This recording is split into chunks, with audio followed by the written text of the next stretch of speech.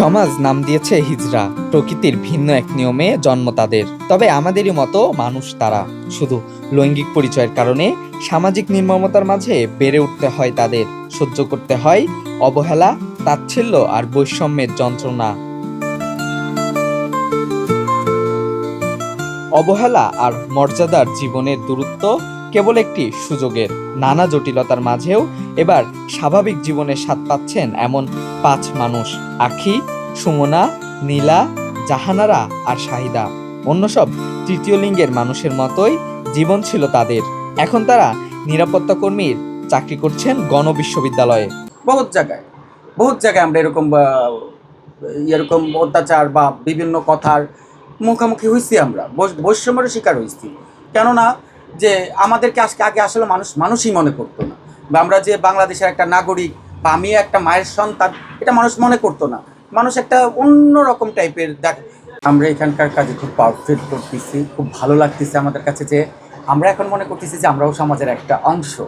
এতদিন তো আমাদের মানুষ অবহেলা করতো, বা কেউ ভালো চোখে দেখতো না, বা বিভিন্ন ধরনের কথাবার্তা বলতো। তো এইখানে আজকে ৮-৯ বছর ধরে চাকরি করতেছি, 2018 সাল থেকে 2026 সাল পর্যন্ত। তো অনেক সম্মান কামিয়েছি, বা অনেক সম্মান দিচ্ছে এখন আমাদের স্টুডেন্ট, আমাদের টিচাররা, আমাদের ভিসি স্যার, আমাদের রেজিস্ট্রার স্যার, আমাদের ট্রাস্টির, আমাদের শিরিন হক ম্যাম, জাফরুল্লাহ স্যার অনেক অনেক অনেক ভালোবাসা দিত, অনেক ভালোবাসা দিচ্ছে এখনও। এত ভালোবাসা না দিলে আমরা এত বছর ধরে এখানে চাকরি করতে পারতাম না। অনিশ্চিত জীবন থেকে স্বাভাবিক জীবনে ফিরতে পেরে আনন্দিত তারা। দায়িত্ব পালন করছেন নিষ্ঠার সঙ্গে। উঠতে বসতে কথা শোনা মানুষ এখন সমাজের অংশ। করোনার বিপরীতে আত্মমর্যাদা ও সম্মানের সঙ্গেই করছেন জীবনযাপন।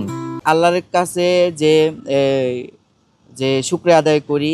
আর আমাদের ডাক্তার জাফরুল্লাহ স্যার, মরহুম জাফরুল্লাহ স্যার, আল্লাহ তারে বেহেশতে নসিব করুন। আসলে সেই উদ্যোগটা নিয়েছে যে আমাদের তার প্রতিষ্ঠানে সেই সব শ্রেণীর লোক আছে। আসলে এক কথা কি, আমরা নারী, ঠিক আছে, যেহেতু আমরা নারী, সে নারী নিয়ে কাজ করতো, নারীরে প্রাধান্য দিত, ঠিক আছে। সেই অনুযায়ী সে একটা উদ্যোগ নিয়েছে যে এখানে তার প্রতিষ্ঠানে গণবিশ্ববিদ্যালয় সে তৃতীয় লিঙ্গের মানুষ এনে এখানে চাকরি দিবে। আসলে এখানে অনেক সম্মান পাচ্ছি, অনেক অনেক বলার মতো না। যে আসলে রাস্তাঘাটে যেরকম মানুষ আমাদেরকে এই আর চোখে দেখতো, হ্যাঁ, যে দৃষ্টিভঙ্গি দিয়ে দেখতো, এখানে সেই মানে আসছি। এখানে আমাদেরকে যে স্টুডেন্ট ভাইরা আছে, স্টুডেন্ট বোনেরা আছে, আমাদের ম্যাম টিচাররা শুরু কইরা সবাই আমাদেরকে সম্মান দেয় ভাইয়া। সবাই আমাদেরকে খোঁজখবর রাখে। কোনো প্রবলেম হলে যদি বলি স্যার এটা হয়েছে, তাৎক্ষণিক লগে লগে এটা অ্যাকশন নেবে। শুধুমাত্র নিজেদের সম্মান পেয়েই তারা চুপ থাকেননি। সুযোগ পেলে কথা বলেন অন্য হিজড়াদের জন্যও। বাকিদের চাকরির সুযোগ দেওয়ার দাবিও জানাচ্ছেন তারা। সরকারের কাছে আবেদন আমার একটাই, যে আমার মতন তৃতীয় লিঙ্গের মানুষ হাজার হাজার আছে, হ্যাঁ, তাদের পাশে যেন সরকার একটু দাঁড়ায়, তাদের যেন একটু খোঁজখবর নেয়।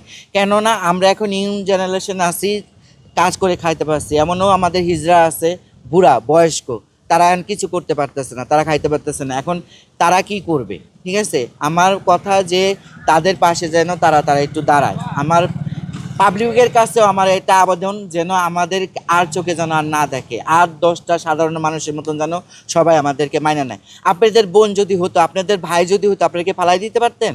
ফালাই দিতে পারতেন না।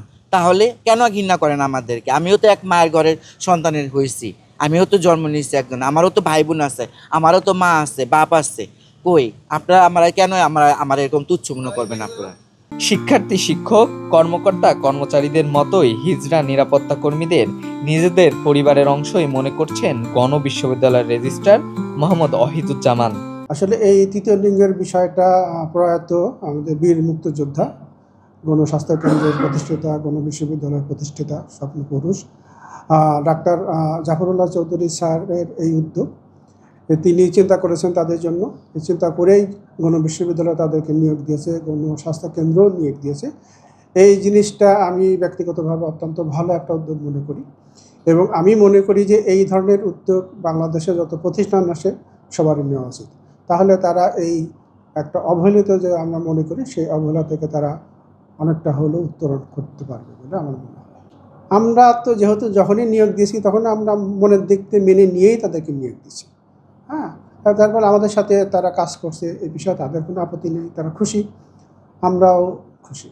ওদের আচার ব্যবহার আমরা যেটা রাস্তাঘাটে দেখি, এখানে তারা অনেক পলিশড এবং অনেক সুন্দর। তারা আমাদের কোনো বিশ্ববিদ্যালয় পরিবারের একটা অংশ। সরকারি পৃষ্ঠপোষকতা এবং অন্যান্য প্রতিষ্ঠান সুযোগ দিলেই নতুন করে বাঁচতে পারে হিজড়া জনগোষ্ঠী, পেতে পারে সামাজিক মর্যাদা। সায়েদ শেখ, বাংলা নিউজ 24, ঢাকা।